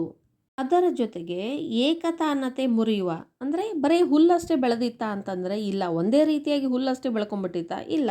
ಅದರ ಜೊತೆಗೇನು ಶೋಲಾ ಕಾಡುಗಳು ಅಂದರೆ ಕಾಡಿನ ಹೆಸರು, ಮತ್ತು ಬೇರೆ ಬೇರೆ ರೀತಿಯಾಗಿರ್ತಕ್ಕಂಥ ಗಿಡ ಮರಗಳಿಂದ ಕೂಡಿರುವಂತಹ ಕಾಡುಗಳು ಕೂಡ ಆ ದಟ್ಟ ಅರಣ್ಯದಲ್ಲಿ ಇದ್ವು ಅಂತ. ಹಾಗೆ ದೊಡ್ಡ ದೊಡ್ಡ ಪರ್ವತಗಳು, ಆ ಪರ್ವತ ಗಿರಿ ಶಿಖರಗಳ ಸಾಲುಗಳು, ಆ ಸಾಲುಗಳ ನಡುವೆ ಹಳ್ಳ ಕೊಳ್ಳಗಳು, ನೀರಿನ ಝರಿ ಹರಿತಾ ಇತ್ತು ಬಿಳಿಯದಾಗಿ. ಹಚ್ಚ ಹಸುರಾಗಿರುವಂತಹ ಕಾಡುಗಳ ಮಧ್ಯೆ ಬಿಳಿಯದಾಗಿ ಏನು ಹರಿತಾ ಇತ್ತು? ಹಳ್ಳ ಕೊಳ್ಳಗಳು, ನೀರಿನ ಸೆಲೆಗಳು ಹರಿತಾ ಇದ್ವು. ಅವು ಹೇಗೆ ಕಾಣ್ತಾ ಇದ್ವು ಅಂತ ಇಲ್ಲಿ ಲೇಖಕರು ಹೇಳ್ತಾ ಇದ್ರಂದರೆ, ಅಕ್ಷಾಂಶ ರೇಖಾಂಶಗಳನ್ನು ಬರೆದ ರೀತಿಯಲ್ಲಿ ಕಾಣ್ತಾ ಇದ್ವು ಅಂತ. ಈ ಬ್ಲ್ಯಾಕ್ ಬೋರ್ಡ್ ಮೇಲೆ ವೈಟ್ ಚಾಕ್ ಪೀಸಿಂದ ಬರೆದ್ರೆ ಹೇಗೆ ಕಾಣಿಸುತ್ತಾ ನೋಡು, ಹೇಗೆ ಎದ್ದು ಕಾಣಿಸುತ್ತಲ್ಲ, ಆ ರೀತಿಯಾಗಿ ದಟ್ಟ ಅರಣ್ಯದಲ್ಲಿ ಸೂರ್ಯನ ಕಿರಣಗಳು ಕೂಡ ಬೀಳೋದಿಲ್ಲ ಅಂದರೆ ಅಲ್ಲಿ ಗಿಡ ಮರಗಳು ಏನು ಆ ಬಣ್ಣನೂ ಕೂಡ ಗೋಚರಿಸೋದಿಲ್ಲ. ಹಸಿರಾಗಿರ್ತಕ್ಕಂಥದ್ದು ಹೇಗೆ ಕಾಣಿಸುತ್ತೆ? ಕರ್ರಗ ಕಾಣಿಸುತ್ತೆ, ಕಪ್ಪಾಗಿ ಕಾಣಿಸುತ್ತೆ. ಅಲ್ಲಿ ಬಿಳಿಯ ನೀರಿನ ಝರಿ ಹರಿತಾ ಇದೆ ಅಂತಂದರೆ ಏನಾಗುತ್ತೆ? ಅದು ಎದ್ದು ಕಾಣ್ತಾ ಇದೆ. ಕಪ್ಪು ಹಲಗೆ ಮೇಲೆ ಚಾಕ್ ಪೀಸಿಂದ ಬರೆದ್ರೆ ಹೇಗೆ ಎದ್ದು ಕಾಣಿಸುತ್ತೋ ಹಾಗೆ ಎದ್ದು ಕಾಣ್ತಾ ಇದ್ದವು ಅಂತ. ಯಾವುದು? ಹಳ್ಳ ಕೊಳ್ಳಗಳು. ಆ ಅರಣ್ಯ ಪ್ರದೇಶ ಹೇಗಿತ್ತು ಅಂದರೆ ಕಗ್ಗತ್ತಲಿನಿಂದ ಕೂಡಿತ್ತು. ಯಾಕೆ? ಸೂರ್ಯನ ಬೆಳಕು ಇಲ್ಲ, ಅದು ಕಗ್ಗತ್ತಲಿನಿಂದ ಕೂಡಿತ್ತು, ಬೆಳಕೇ ಇಲ್ಲ. ಸೊ ಹಾಗಾಗಿ ಏನಲ್ಲಿ ಕತ್ಲೆ, ಎಲ್ಲಿ ನೋಡಿದ್ರು ಕತ್ಲು. ಆಫ್ರಿಕಾ ಖಂಡ, ಕಗ್ಗತ್ತಲಿನ ಖಂಡ ಅಂತ ಏನು ಹೇಳ್ತೀವಲ್ಲ, ಅದೇ ರೀತಿಯಾಗಿ ಇದು ಒಂದು ದಟ್ಟ ಅರಣ್ಯಗಳಿಂದ ಕೂಡಿರುವಂತಹ ಪ್ರದೇಶ ಆಗಿತ್ತು. ಯಾವುದು? ಪಶ್ಚಿಮ ಶ್ರೇಣಿಯ ನಡುವೆ ಇರುವಂಥ ಒಂದು ಅರಣ್ಯ ಪ್ರದೇಶ. ಇದು ಹೊರಗಿನ ಜನರಿಗೆ ಯಾರಿಗೂ ಪರಿಚಯನೇ ಇರಲಿಲ್ಲ, ಗೊತ್ತೇ ಇರಲಿಲ್ಲ, ಇದ್ರ ಬಗ್ಗೆ ಯಾರಿಗೂ ಜ್ಞಾನನೇ ಇರಲಿಲ್ಲ. ನಂತರ ಈ ಪ್ರದೇಶಕ್ಕೆ ವಾಲ್ಪರೈ ಅಂತ ಹೆಸರಿಟ್ಟರು, ನಾಮಕರಣ ಮಾಡಿದರು. ಅಷ್ಟಾದ್ಮೇಲೂ ಕೂಡ ಯಾರು ಇಂತಹ ಒಂದು ನಿಗೂಢ ಪ್ರದೇಶ, ರಹಸ್ಯಮಯ ಪ್ರದೇಶಕ್ಕೆ, ರಹಸ್ಯಮಯ ಕಾಡಿನ ಒಳಗೆ ಬರೋದಕ್ಕೆ ಹೆದರ್ತಾ ಇದ್ರು. ಯಾರು ಕೂಡ ಧೈರ್ಯ ಮಾಡಲಿಲ್ಲ. ಒಳಗಡೆ ಬೆಳಕೊಂದು ಇಲ್ಲ, ಅಷ್ಟೊಂದು ದಟ್ಟವಾಗಿ ಬೆಳಕೊಂಡಿತ್ತು. ಜೀವ ಜಂತುಗಳು ಪ್ರಾಣಿಗಳ ಭಯ. ಹಾಗಾಗಿ ಯಾರು ಕೂಡ ಈ ಕಾಡಿನ ಅಂತರಂಗವನ್ನು ಭೇದಿಸಿರಲಿಲ್ಲ, ಒಳ ಹೊಕ್ಕಿರಲಿಲ್ಲ. ಆದರೆ ಬ್ರಿಟಿಷರು ಆಗಮಿಸಿದ ನಂತರ ಈ ಅರಣ್ಯ ಅಜ್ಞಾತ ಅಂತಂದ್ರೇನಿಲ್ಲ, ಯಾರಿಗೂ ಗೊತ್ತಿಲ್ಲದ ರೀತಿಯಲ್ಲಿ ಉಳಿಯಲಿಲ್ಲ. ಅಂದರೆ ಎಲ್ಲರಿಗೂ ಗೊತ್ತಾಗಿ ಹೋಗ್ಬಿಡ್ತು ಅಂತ. ವಲಯ ಅಂದರೆ ಪ್ರದೇಶ. ಅಜ್ಞಾತ ವಲಯವಾಗಿ ಬಹಳ ದಿನ ಉಳಿಯಲಿಲ್ಲ. ಅವರಿಗೆ ಹೊಸತನ್ನು ಶೋಧಿಸೋದು ಅಂದರೆ ಹುಡುಕೋದು, ಅನ್ವೇಷಿಸೋದು ಅಂದರೂ ಕೂಡ ಹುಡುಕೋದು ಅಂತ. ಪ್ರವೃತ್ತಿ ಅಂದರೆ ಗುಣ, ಅನುಷಂಗಿಕವಾಗಿ ಅಂದರೆ ಸಹಜವಾಗಿ ಹಾಯ್ದು ಬಂದಿರುವ ಗುಣ. 1890ರಲ್ಲಿ ಕಾರ್ವೇರ್ ಮಾರ್ಷ್ ಎಂಬ ಬ್ರಿಟಿಷಿಗ ಕುದುರೆ ಏರಿ ಕೊಯಮತ್ತೂರಿನಿಂದ ದಕ್ಷಿಣಕ್ಕೆ 100 ಕಿಲೋಮೀಟರ್ ದೂರದ ವಾಲ್ಪರೈಗೆ ಬಂದ. ಜೀರುಂಡೆಗಳ ಗದ್ದಲಲ್ಲಿ, ಜೀರುಂಡೆ ಅಂತಂದರೆ ಅವು ಹುಳುಗಳು, ಅವು ಜೋರಾಗಿ ಶಬ್ದ ಮಾಡುವಂತಹ ಹುಳುಗಳು ಜೀರುಂಡೆಗಳ ಗದ್ದಲಲ್ಲಿ ತನ್ಮಯ ಅಂದರೆ ಲೀನವಾಗಿದ್ದ ಅಂತ. ಕಗ್ಗತ್ತಲು ಅರಣ್ಯವನ್ನು ಪ್ರವೇಶಿಸಿದ. ಕಗ್ಗತ್ತಲು ಅಂತಂದರೆ ಅತಿಯಾದ ಕತ್ತಲು. ಆ ಅರಣ್ಯವನ್ನು ಪ್ರವೇಶಿಸಿದ. ಆ ದಟ್ಟವಾದ ಕಾಡನ್ನು ಪ್ರವೇಶಿಸುವಂತಹ, ಅದರ ಅಂತರಂಗವನ್ನು ಭೇದಿಸುವಂತಹ ಸಾಹಸನ ಯಾರೂ ಮಾಡಿರಲಿಲ್ಲ, ಯಾರಿಗೂ ಅಷ್ಟು ಧೈರ್ಯ ಇರಲಿಲ್ಲ. ಆದರೆ ಬ್ರಿಟಿಷರು ಏನು ಬಂದರು, ಬ್ರಿಟಿಷರ ಒಂದು ಸ್ವಭಾವ ಏನು? ಹೊಸತನವನ್ನು ಹುಡುಕ್ತಾ ಇರೋದು, ಸಾಹಸ ಪ್ರವೃತ್ತಿಗಳನ್ನು ಮಾಡೋದು, ಇದು ಅವರ ಸಹಜವಾಗಿರ್ತಕ್ಕಂಥ ಗುಣ. ಇದು ಹುಟ್ಟಿನಿಂದಲೇ ಬಂದಿರುವಂತಹ ಗುಣ ಆಗಿತ್ತು. ಯಾವಾಗ ಬ್ರಿಟಿಷರು ನಮ್ಮ ರಾಷ್ಟ್ರಕ್ಕೆ ಕಾಲಿಟ್ಟರು, ಆಡಳಿತವನ್ನು ಮಾಡೋದಕ್ಕೆ ಪ್ರಾರಂಭ ಮಾಡಿದರು, ಅಜ್ಞಾತ ಅಂದರೆ ಯಾರಿಗೂ ಗೊತ್ತಿಲ್ಲದೆ ಇರುವಂತಹ ಪ್ರದೇಶ ಎಲ್ರಿಗೂ ಗೊತ್ತಾಗೋಯ್ತು. ಇಲ್ಲಿ ಪಾಂಡವರು 1 ವರ್ಷ ಅಜ್ಞಾತವಾಸದಲ್ಲಿದ್ದರು. ಅಜ್ಞಾತ ಅಂದರೆ ಯಾರಿಗೂ ಗೊತ್ತಾಗದೇ ಇರುವ ಹಾಗೆ ವೇಷ ಮರೆಸ್ಕೊಂಡಿದ್ರು. ಬೃಹನ್ನಳೆಯಾಗಿ, ನಳಪಾಕಿಯಾಗಿ, ಹಾಗೆ ದನಗಾಹಿಗಳಾಗಿ ವೇಷವನ್ನು ಮರೆಸ್ಕೊಂಡಿದ್ರಲ್ಲ, ಅದೇ ರೀತಿಯಾಗಿ ಅಜ್ಞಾತ ಅಂದರೆ ಯಾರಿಗೂ ತಿಳಿಯದ ಹಾಗೆ ಅಂತ. ಬ್ರಿಟಿಷರು ಬಂದ ನಂತರ ಆ ರಹಸ್ಯವಾಗಿ ಉಳಿಯಲಿಲ್ಲ, ಎಲ್ಲರಿಗೂ ಕೂಡ ಗೊತ್ತಾಗೋಗ್ಬಿಡ್ತು. ಯಾಕಂದರೆ ಅವರ ಸ್ವಭಾವನೇ ಅದಾಗಿತ್ತು, ಹೊಸದನ್ನು ಕಂಡುಹಿಡಿಯೋದು, ಹೊಸದನ್ನು ಶೋಧಿಸೋದು, ಅನ್ವೇಷಿಸೋದು, ಹುಡುಕೋದು, ಇದೇ ಅವರ ಗುಣ. ಸಹಜವಾಗಿ ಅವ್ರ ಜೊತೆನೇ ಅದು ಬಂದ್ಬಿಟ್ಟಿತ್ತು. ಹೀಗೆ 1890ರಲ್ಲಿ ಭಾರತಕ್ಕೆ ಕಾರ್ವೇರ್ ಮಾರ್ಷ್ ಎನ್ನುವಂಥ ಬ್ರಿಟಿಷ್ ವ್ಯಕ್ತಿ ಬರ್ತಾನೆ. ಕುದುರೆಯನ್ನು ಏರಿ ಬರ್ತಾನೆ. ಅದು ಎಲ್ಲಿಂದ? ಕೊಯಮತ್ತೂರಿನಿಂದ ಈ ದಕ್ಷಿಣ ಭಾಗಕ್ಕೆ 100 ಕಿಲೋಮೀಟರ್ ದಾಟಿ ವಾಲ್ಪರೈಗೆ ಬರ್ತಾನೆ. ಅಂದರೆ ಅದೇ ತಮಿಳುನಾಡಿನ ರಾಜ್ಯವಾದ ಕೊಯಮತ್ತೂರಿನಿಂದ ದಕ್ಷಿಣಕ್ಕೆ ಅಂದರೆ 100 ಕಿಲೋಮೀಟರ್ ಇನ್ನೂ ಕೆಳಗಡೆ ವಾಲ್ಪರೈಗೆ ಬರ್ತಾನೆ. ವಾಲ್ಪರೈ ಬಂಡೆಗಲ್ಲಿನಿಂದ ಕೂಡಿರುವಂತಹ ದಟ್ಟವಾದ ಕಗ್ಗತ್ತಲಿನ ಅರಣ್ಯ. ಆಗ ಅದು ಜೀರುಂಡೆಗಳ ಗದ್ದಲಿನಿಂದ ಕೂಡಿತ್ತು. ಜೀರುಂಡೆ ಅಂತಂದರೆ ಹುಳು, ಇನ್ಸೆಕ್ಟ್. ಅದು ಸೌಂಡು ಮಾಡುವಂಥ, ಸದ್ದು ಗದ್ದಲವನ್ನು ಮಾಡುವಂತಹ ಒಂದು ಹುಳು ಅಂತ.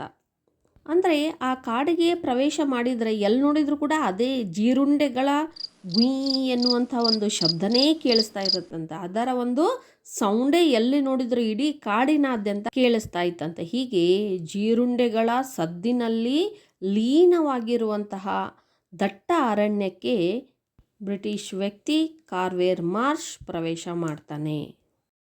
ಕಾಡಿನ ಅನ್ವೇಷಣೆಗೆ ಬಂದ ಮಾರ್ಚ್ಗೆ ತಾನೊಂದು ಚಕ್ರವ್ಯೂಹದಲ್ಲಿ ಸಿಕ್ಕಿ ಬಿದ್ದಿರುವುದು ಅರಿವಾಗುವಾಗ,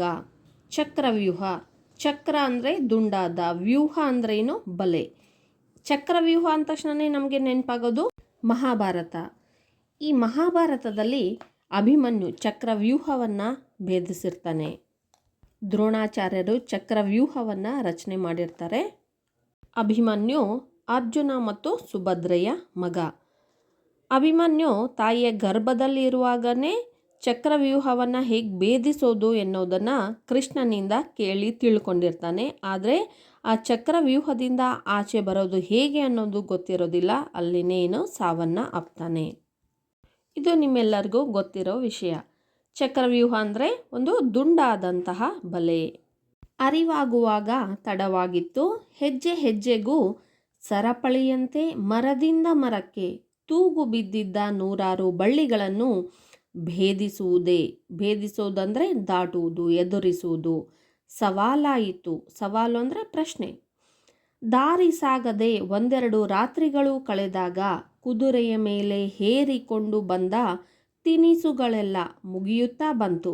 ತಾನು ನುಸುಳಿ ಬಂದ ದಾರಿಯನ್ನು ಮತ್ತೆ ಹುಡುಕಿ ಮರಳುವ ಪ್ರಯತ್ನವು ಸಫಲವಾಗಲಿಲ್ಲ. ಅಂದರೆ ಫಲಿಸಲಿಲ್ಲ, ಯಶಸ್ವಿಯಾಗಲಿಲ್ಲ. ಸಫಲ ಅಂದರೆ ಬಹುಶಃ ತನ್ನ ಹುಚ್ಚು ಸಾಹಸ ಇಷ್ಟು ಗಂಭೀರ ಅಂದರೆ ಅತಿಯಾದ, ಹೆಚ್ಚಿನ ಸ್ವರೂಪ ತಾಳಬಹುದೆಂಬ ಅರಿವು ಆತನಿಗೆ ಇರಲಿಲ್ಲ. ಕಾರ್ವೇರ್ ಮಾರ್ಷ್ ಒಂದು ಸಾಹಸಕ್ಕೆ ಕೈ ಹಾಕ್ತಾನೆ. ದಟ್ಟ ಅರಣ್ಯದ ಅಂತರಂಗವನ್ನು ಭೇದಿಸ್ತಾನೆ. ಆ ಕಾಡಿನ ಅನ್ವೇಷಣೆಗೆ ಬಂದಿರತಕ್ಕಂಥ ಮಾರ್ಷ್ ಒಂದು ಚಕ್ರವ್ಯೂಹದಲ್ಲಿನೇ ತಾನು ಸಿಲುಕಿದ್ದೀನಿ ಅನ್ನೋದು ಗೊತ್ತಾದಾಗ ಆಗಲೇ ಬಹಳ ಲೇಟಾಗಿ ಹೋಗ್ಬಿಟ್ಟಿತ್ತಂತೆ. ಅಂದರೆ ಈ ದಟ್ಟ ಅರಣ್ಯ ಸಾಮಾನ್ಯ ಅರಣ್ಯಗಳ ರೀತಿಯಲ್ಲಿ ಇರಲಿಲ್ಲ.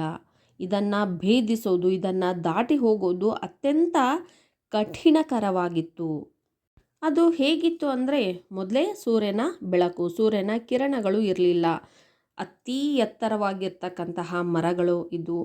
ಅದರ ಜೊತೆಗೆ ಬಳ್ಳಿಗಳು ಯಾವ ರೀತಿಯಾಗಿದ್ದು ಅಂದರೆ ಸರಪಳಿ, ಒಂದು ಬಲೆ ಬೀಸಿದಂತೆ ಇದ್ದು. ಅದಕ್ಕೋಸ್ಕರನೇ ಏನಂತ ಪದನ ಉಪಯೋಗ ಮಾಡಿದ್ದಾರೆ? ಚಕ್ರವ್ಯೂಹ.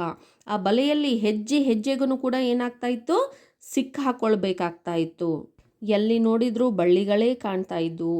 ಒಂದು ಮರದಿಂದ ಇನ್ನೊಂದು ಮರಕ್ಕೆ ಬಳ್ಳಿಗಳ ಸಾಲು, ಬಳ್ಳಿಗಳು ಜೋತು ಬಿದ್ದಿರೋದು, ಕಾಲಲ್ಲಿ ಕೂಡ ಒಂದು ಸರಪಳಿಯಂತಹ ಬಳ್ಳಿಗಳು ಕೂಡ ಏನಾಗ್ತಾ ಇದ್ವು? ಕಾಲಿಡೋಕ್ಕೆ ಸ್ಥಳ ಇಲ್ಲದಂತಹ ರೀತಿಯಲ್ಲಿ ಬಳ್ಳಿಗಳು ಬೆಳೆದ್ಬಿಟ್ಟಿದ್ವು. ಅವುಗಳನ್ನು ದಾಟಿ ಮುಂದೆ ಹೋಗೋದೇ ಅತ್ಯಂತ ಕಠಿಣಕರವಾಗಿತ್ತು. ಇದೊಂದು ದೊಡ್ಡ ಪ್ರಶ್ನೆನೇ ಆಗ್ಬಿಟ್ಟಿತ್ತು. ಯಾರಿಗೆ? ಆ ಮಾರ್ಚ್ಗೆ. ಸುಮ್ಮನೆ ಯಾಕಾದರೂ ಬಂದೇನಪ್ಪ, ನಾನು ಬಂದು ಈ ಬಲೆಯಲ್ಲಿ ಸಿಕ್ಕಾಕೊಂಡ್ಬಿಟ್ಟೆ ಏನೋ ಅಂತ. ಹೇಗೆ ವಾಪಸ್ ಹೋಗ್ಬೇಕು ಅನ್ನೋದು ಕೂಡ ಅರ್ಥ ಆಗ್ತಾ ಇಲ್ಲ, ಮುಂದೆ ಹೋಗೋಕ್ಕೂ ಕೂಡ ಆಗ್ತಾ ಇಲ್ಲ. ಇಂಥ ಪರಿಸ್ಥಿತಿಯಲ್ಲಿ ಹೇಗೆ ಮುಂದೆ ಹೋಗೋಕ್ಕೆ ಸಾಧ್ಯ? ಹೇಗೆ ಕಾಡನ್ನು ಭೇದಿಸೋಕೆ ಸಾಧ್ಯ. ಒಂದಲ್ಲ ಎರಡು ರಾತ್ರಿಗಳು ಅಲ್ಲೇ ಕಳಿಬೇಕಾಯಿತು. ತಾನು ಏನು ಕುದುರೆ ಮೇಲೆ ತಂದಿದ್ನಲ್ಲ, ತಿಂಡಿ ತಿನಿಸುಗಳು ಆಹಾರ ಏನು ತಂದಿದ್ನಲ್ಲ, ಅವೆಲ್ಲ ಮುಗಿಯುತ್ತಾ ಬಂತು. ಆದರೆ ದಾರಿ ಮಾತ್ರ ಮುಂದೆ ಸಾಗ್ತಾ ಇಲ್ಲ. ಎಲ್ಲಿ ನೋಡಿದ್ರೂ ಬಳ್ಳಿಗಳೇ ಇದ್ದಾವು. ಮುಂದೆ ಹೋಗೋಕ್ಕೆ ಆಗ್ತಾ ಇಲ್ಲ ಅಂದರೆ ಹಸಿವಾದರೆ ಏನು ಗತಿ? ಆಹಾರ ಎಲ್ಲಿಂದ ತರೋದು? ಹೋಗಲಿ, ಬಂದ ದಾರಿಗೆ ಸುಂಕ ಇಲ್ಲ ಅಂದ್ಕೊಂಡು ವಾಪಸ್ ಹೋಗ್ಬಿಡೋಣ ಅಂದರೆ ಯಾವ ದಾರಿಯಿಂದ ಬಂದಿದ್ದೋ ಅದನ್ನು ಕೂಡ ಸಫಲ ಆಗ್ತಾ ಇಲ್ಲ. ಆ ದಾರಿನೇ ಸಿಗ್ತಾ ಇಲ್ಲ. ಅಂತಹ ಒಂದು ಸಂದಿಗ್ಧ ಪರಿಸ್ಥಿತಿ ಮಾರ್ಚ್ಗೆ ಉಂಟಾಗಿತ್ತು. ನೋಡಿ, ತಾನು ನುಸುಳಿ ಬಂದ ದಾರಿಯನ್ನು ಮತ್ತೆ ಹುಡುಕಿ ಮರಳುವ ಪ್ರಯತ್ನ ಸಫಲ ಆಗಲಿಲ್ಲ. ಹುಡುಕಿದ, ಹೆಂಗೆ ಬಂದೆ ಹಾಗೆ ಹೋದರೆ ಆಯಿತು, ವಾಪಸ್ ಹೋಗ್ಬಿಡೋಣ ಅಂತ ಹುಡುಕಿದ. ಆದರೆ ಅದು ಯಶಸ್ವಿ ಆಗಲಿಲ್ಲ. ಆ ದಾರಿ ಮತ್ತೆ ಸಿಗಲಿಲ್ಲ. ಇಂತಹ ಸಮಸ್ಯೆಯ ಸುಳಿಯಲ್ಲಿ ಸಿಲುಕಿದಾಗ ಈಗ ಮಾರ್ಚ್ಗೆ ಅನ್ನಿಸ್ತಾ ಇದೆ, ನಾನು ಒಂದು ಚಕ್ರ ವ್ಯೂಹದಲ್ಲಿನೇ ಸಿಲುಕಿದ್ದೀನಿ, ಗಂಭೀರ ಸಮಸ್ಯೆಯಲ್ಲಿ ಸಿಲುಕಿದ್ದೀನಿ, ಒಂದು ಹುಚ್ಚು ಸಾಹಸವನ್ನು ಮಾಡಿದ್ದೀನಿ ಅನ್ನೋದರ ಅರಿವು ಆಯ್ತಲ್ಲ. ಆಗ ಏನಾಗಿ ಹೋಗ್ಬಿಟ್ಟಿತ್ತು? ತಡ ಆಗಿ ಹೋಗ್ಬಿಟ್ಟಿತ್ತು. ಅಡಿಕೆ ಹೆಂಗೆ ಅಡ್ಕೋತಲ್ಲಿ ಸಿಕ್ಕಾಕೊಂಡಿರುತ್ತಲ್ಲ, ಹಂಗೆ ಮಾರ್ಚ್ನ ಪರಿಸ್ಥಿತಿ ಆಗಿತ್ತು. ಆ ಕಡೆನೂ ಇಲ್ಲ ಈ ಕಡೆನೂ ಇಲ್ಲ ಎನ್ನುವ ಹಾಗೆ ಇಂತಹ ಒಂದು ಸುಳಿಯಲ್ಲಿ ಸಿಕ್ಕಾಕೊಂತೀನಿ ಎನ್ನುವುದರ ಒಂದು ಅರಿವು ಕೂಡ ಆತನಿಗೆ ಇರಲಿಲ್ಲ, ಊಹಿಸಿರಲಿಲ್ಲ. ಎದುರಾದ ಸವಾಲುಗಳಿಗೆ ಕುಗ್ಗದೆ ಅಂದರೆ ಧೈರ್ಯಗೆಡದೆ, ಹೆದರದೆ ಮುಂದುವರಿದ ಮಾರ್ಚ್ಗೆ ಜನರು ಓಡಾಡಿ ಸವೆಸಿದಂತಿದ್ದ ಕಿರುಹಾದಿ ಅಂದರೆ ಸಣ್ಣ ದಾರಿ ಗೋಚರಿಸಿತು, ಅಂದರೆ ಕಾಣಿಸಿತು.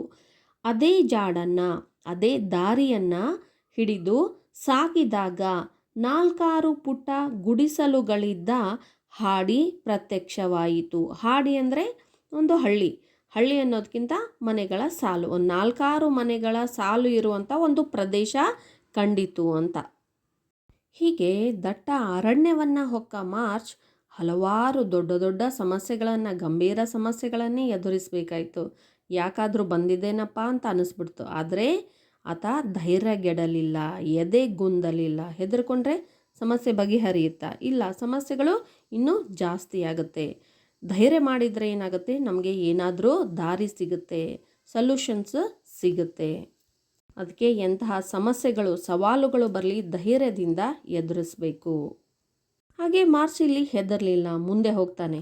ಮುಂದೆ ಹೋದಾಗ ಒಂದು ಅತಿಗೆ ಕಿರಣ, ಒಂದು ದಾರಿ ಕಾಣಿಸುತ್ತೆ. ಅದು ಏನು ಅಂದರೆ ಜನರು ಓಡಾಡಿ ಸವೆಸಿರುವಂಥ ಒಂದು ಸಣ್ಣ ದಾರಿ. ಜನರು ಓಡಾಡಿದರೆ ಅಲ್ಲಿ ಹೆಜ್ಜೆ ಗುರುತು ಇದ್ದೇ ಇರುತ್ತೆ, ಅಲ್ಲಿ ಏನೂ ಬೆಳೆದಿರೋದಿಲ್ಲ. ಆ ಒಂದು ಗುರುತು ಅಂದರೆ ಆ ದಾರಿ ಆತನಿಗೆ ಕಾಣಿಸುತ್ತಾ. ಅದೇ ಜಾಡನ್ನು, ಅದೇ ದಾರಿಯನ್ನು ಹಿಡ್ಕೊಂಡು ಹೋಗ್ತಾನ. ಅಲ್ಲಿ 4 ಪುಟ್ಟ ಗುಡಿಸಲುಗಳಿದ್ದ ಹಾಡಿ ಪ್ರತ್ಯಕ್ಷವಾಯಿತು. ಅಂದರೆ ಒಂದು 4 ಸಣ್ಣ ಸಣ್ಣ ಮನೆಗಳು ಇರುವಂಥ ಒಂದು ಪ್ರದೇಶ ಅಲ್ಲಿ ಆತನಿಗೆ ಕಾಣಿಸುತ್ತೆ. ಆಗ ಒಂದು ನಿಟ್ಟುಸಿರು ಬಿಟ್ಟಂಗೆ, ಒಂದು ಜೀವ ಬಂದ ರೀತಿಯಲ್ಲಿ ಆತನಿಗೆ ಅನಿಸುತ್ತೆ. ಗುಡಿಸಲು ಬಳಿ 10 ಆದಿವಾಸಿಗಳಿದ್ದರು. ಮಾರ್ಚ್ನ ಕುದುರೆಯ ಖುರಾಪುಟ ಅಂದರೆ ಕಾಲಿನ ಕೊಳಗು. ಖುರಾಪುಟದ ಸದ್ದಿಗೆ ದಿಗಿಲುಗೊಳ್ಳೋದು ಅಂದರೆ ಏನಿಲ್ಲಿ ಭಯಗೊಳ್ಳೋದು ಅಂತ. ಅದು ಅವರು ಆವರೆಗೂ ನೋಡಿರದ ಪ್ರಾಣಿ. ಅದರ ಜೊತೆಯಲ್ಲಿ ಟೋಪಿ ಧರಿಸಿದ ನಾಜೂಕು ಪೋಷಾಕು ಅಂದರೆ ಉಡುಪು ಮಾರ್ಚ್. 2 ವಿಚಿತ್ರಗಳನ್ನು ಒಮ್ಮೆಲೇ ಕಂಡ ಅವರು ಹೆದರಿ ಮಕ್ಕಳನ್ನು ಎಳೆದುಕೊಂಡು ದಟ್ಟಡವಿಯಲ್ಲಿ ಮಿಂಚಿನಂತೆ ಮಾಯವಾದರು. ತನ್ನ ಸಾಹಸದ ಯಾತ್ರೆ ತಂದ ಫಲಶ್ರುತಿಯನ್ನು ಅಂದರೆ ಯಶಸ್ಸಿನ ಕಥೆಯನ್ನು ಹೇಳಲು ಕುದುರೆ ಬಿಟ್ಟರೆ ಮಾರ್ಚ್ಗೆ ಬೇರಾರೂ ಇರಲಿಲ್ಲ. ದಿಕ್ಕೇ ತೋಚದ ಮಾರ್ಚ್ಗೆ ಅಲ್ಲೊಂದು ಸಣ್ಣ ದಾರಿ ಕಾಣುತ್ತೆ. ಆ ದಾರಿನ ಹಿಡಿದೋದ್ರೆ ಒಂದು 4 ಮನೆಗಳು ಕಾಣ್ತಾವು, ಉಸಿರು ಬಂದಂಗಾಗುತ್ತೆ. ಆದರೆ ಅಲ್ಲಿರುವಂತಹ ಜನರಿಗೆ ಈತನನ್ನು ಕಂಡು ಉಸಿರು ಹೋದಂತಾಗ್ತಾ ಇದೆ. ಅಲ್ಲಿ ಗುಡಿಸಲುಗಳು ಏನಿದ್ವಲ್ಲ, ಅಲ್ಲಿ ಒಂದು 10 ಜನರು ಆದಿವಾಸಿಗಳು, ಅಲ್ಲಿ ಆದಿವಾಸಿಗಳು ನೆಲೆಸ್ತಾ ಇದ್ದರು. ಆದಿವಾಸಿಗಳು ಬೆಟ್ಟ ಗುಡ್ಡ ಕಾಡುಗಳಲ್ಲಿ ವಾಸ ಮಾಡ್ತಾರೆ, ಹೌದಾ?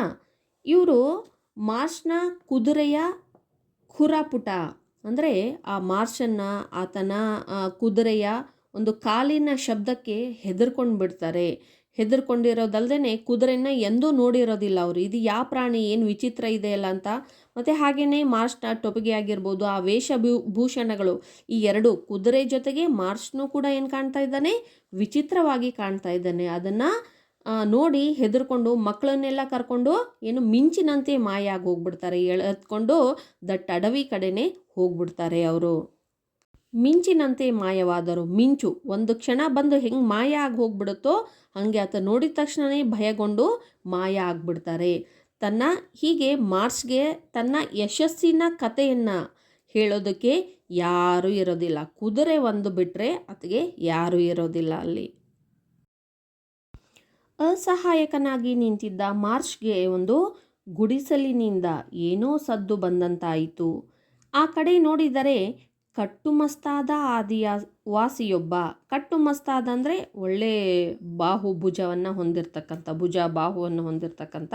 ಆದಿವಾಸಿಯೊಬ್ಬ ಬರುತ್ತಿದ್ದ. ಅವನ ಮುಖದಲ್ಲಿ ಧೈರ್ಯದ ಸುಳಿವನ್ನು ಕಂಡ, ಅಂದರೆ ಧೈರ್ಯ ಎದ್ದು ಕಾಣಿಸ್ತಾ ಇತ್ತು.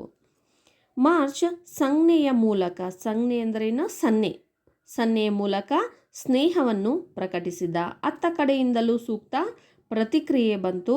ಮಾರ್ಚ್ಗೆ ಆ ಮನುಷ್ಯನೊಡನೆ ಸ್ನೇಹ ಸಂಪಾದಿಸಲು ಹೆಚ್ಚು ಸಮಯ ಬೇಕಾಗಲಿಲ್ಲ. ತೆರೆದ ಗುಡಿಸಲಿನಲ್ಲಿಯೇ ಇಬ್ಬರು ಬಿಡಾರ ಹಾಕಿದ್ದರು. ಬಿಡಾರ ಅಂದರೆ ವಾಸ್ತವ ಹೂಡೋದು ಅಂತ, ಅಂದರೆ ಅಲ್ಲೇ ನೆಲೆಯೂರಿರ್ತಾರೆ. ಏನೋ ಮಾರ್ಚ್ಗೆ ದಾರಿ ಸಿಕ್ತಪ್ಪ, ಉಸಿರು ಬಂತು ಅಂತ ಬಂದರೆ ಇದನ್ನು ನೋಡಿಕೊಂಡು ಎಲ್ಲರೂ ಹೆದರ್ಕೊಂಡು ಪುದು ಪುದು ಪುದು ಪುದು ಅಂತ ಮಕ್ಕಳನ್ನ ಕರ್ಕೊಂಡು ಓಡೋಗ್ಬಿಡೋದ. ಮತ್ತು ಏನು ಮಾಡಬೇಕಂತ ಪಾಪ ಏನೋ ತಿಳಿಯದ ಹಾಗೆ ಸುಮ್ಮನೆ ನಿಲ್ತಾನೆ. ಆಗ ಒಂದು ಗುಡಿಸಲಿನಿಂದ ಒಂದು ಶಬ್ದ ಕೇಳಿಸುತ್ತೆ. ನೋಡ್ತಾನೆ, ಆ ಕಡೆ ತಿರುಗಿ ನೋಡ್ತಾನೆ. ಒಬ್ಬ ವ್ಯಕ್ತಿ, ಆದಿವಾಸಿ, ಕಟ್ಟುಮಸ್ತಾದಂತಹ ಒಂದು ಸುಂದರ ವ್ಯಕ್ತಿ, ಒಳ್ಳೆಯ ಭುಜಗಳನ್ನು ಹೊಂದಿರತಕ್ಕಂಥ ಆದಿವಾಸಿ ಬರ್ತಾನೆ. ಆತನ ಮುಖ ನೋಡಿದರೆ ಹೆದರ್ಕೊಳ್ಳಂಗಿರಲಿಲ್ಲ, ಧೈರ್ಯ ಇತ್ತು. ಧೈರ್ಯ ಆತನ ಮುಖದಲ್ಲಿ ಕಾಣಿಸ್ತಾ ಇತ್ತು. ಒಬ್ರಿಗೊಬ್ರು ಸನ್ನೆ ಮಾಡೋದರ, ಕೈ ಸನ್ನೆ ಬಾಯಿ ಸನ್ನೆ ಮೂಲಕನೇ ಏನು ಮಾಡ್ತಾರೆ, ಸ್ನೇಹವನ್ನು ಪ್ರಕಟಿಸ್ತಾರೆ. ಯಾಕೆ? ಈತನ ಭಾಷೆ ಆತಗೆ ಬರಲ್ಲ, ಆತನ ಭಾಷೆ ಈತಗೆ. ಆದಿವಾಸಿಗಳ ಭಾಷೆ ಬೇರೆಯಾಗಿರುತ್ತೆ, ಈ ಮಾರ್ಷಲನ ಭಾಷೆ ಬೇರೆಯಾಗಿರುತ್ತೆ. ಒಬ್ಬರ ಭಾಷೆ ಇನ್ನೊಬ್ಬರಿಗೆ ಅರ್ಥ ಆಗೋದಿಲ್ಲ. ಹಾಗಾಗಿ ಕೈ ಸನ್ನೆ ಮೂಲಕನೇ ಏನು ಮಾಡ್ತಾರೆ, ಅವರು ಸ್ನೇಹವನ್ನು ಬೆಳೆಸ್ಕೊಳ್ತಾರೆ. ಮಾರ್ಚ್ಗೆ ಆ ವ್ಯಕ್ತಿ ಜೊತೆಗೆ ಸ್ನೇಹ ಬೆಳೆಸೋದಕ್ಕೆ ಹೆಚ್ಚಿನ ಸಮಯ ಬೇಕಾಗಿರಲಿಲ್ಲ. ಯಾಕಂದರೆ ಸಾಹಸಿಗರು ಸಾಹಸ ಪ್ರವೃತ್ತಿ ಮಾಡುವಂಥ ಸಂದರ್ಭದಲ್ಲಿ ಬೇರೆ ಬೇರೆ ಜನರೊಂದಿಗೆ ಬೆರಿಬೇಕಾಗತ್ತೆ, ನೆಲೆಸಬೇಕಾಗತ್ತೆ. ಅವ್ರಿಗೆ ಇದೆಲ್ಲ ಅಭ್ಯಾಸ ಆಗೋಗ್ಬಿಟ್ಟಿರುತ್ತೆ, ಬೇಗ ಬೆರೆತ್ಕೊಂಡು ಹೋಗ್ತಾರೆ. ಮಾರ್ಚ್ ಜೊತೆಗೆ ಆ ಆದಿವಾಸಿ ವ್ಯಕ್ತಿ ಇಬ್ಬರು ಕೂಡ ತೆರೆದ ಗುಡಿಸಲಿನಲ್ಲಿನೇ, ಆ ಗುಡಿಸಲಿಗೆ ಏನಿಲ್ಲ ಮುಚ್ಚಲಿಕ್ಕೆ ಬಾಗಿಲಿರಲಿಲ್ಲ, ಅದು ಓಪನ್ ಆಗಿನೇ ಇತ್ತು. ಅಂತ ಗುಡಿಸಲಿನಲ್ಲಿನೇ ಇಬ್ಬರು ವಾಸ್ತವವನ್ನು ಹೂಡ್ತಾರೆ, ತೆರೆದ ಗುಡಿಸಲಿನಲ್ಲಿನೇ ನೆಲೆಸ್ತಾರೆ. ಈಗ ತಾನೇ ಬ್ರಿಟಿಷ್ನ ವ್ಯಕ್ತಿ ಮಾರ್ಚ್ ದಟ್ಟವಾದ ಅರಣ್ಯಕ್ಕೆ, ವಾಲ್ಪರೈಗೆ ಪ್ರವೇಶ ಮಾಡಿದ್ದಾನೆ. ಮುಂದೆ ಏನೇನಾಗುತ್ತೆ ಈತ ಪ್ರವೇಶಿಸಿದ ನಂತರ ಅನ್ನೋದನ್ನು ನಾವು ಮುಂದಿನ ಕ್ಲಾಸಲ್ಲಿ ತಿಳಿಯೋಣ. ಅಲ್ಲಿವರೆಗೆ ನನ್ನ ಈ ವಿಡಿಯೋಗಳನ್ನು ನೋಡ್ತಾ ಇರಿ, ನಿಮ್ಮ ಫ್ರೆಂಡ್ಸ್ಗೂ ಕೂಡ ಶೇರ್ ಮಾಡಿ. ಹಾಗೆ ನಿಮ್ಮ ಅಭಿಪ್ರಾಯಗಳನ್ನು ಕಮೆಂಟ್ ಬಾಕ್ಸಲ್ಲಿ ಹಾಕಿ. ಧನ್ಯವಾದಗಳು.